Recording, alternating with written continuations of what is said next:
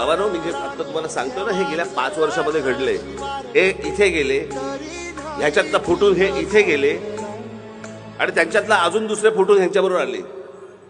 तुम्हाला तुमच्या मताची लायकी कळली का? तुम्ही जे मतदानाला जे उभे राहता त्या मताची लायकी तुम्हाला कळली का?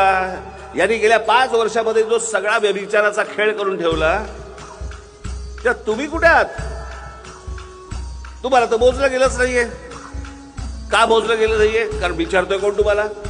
निवडणुकीच्या दिवशी म्हणजे मतदानाच्या दिवशी फक्त जिवंत राहा, मतदान करा आणि मेलात तरी चालेल.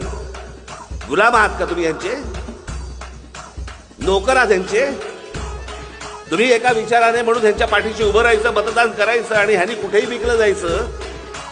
तुम्हाला ह्याला मतदान केल्याची लाज नाही का वाटत? शरम नाही का वाटत?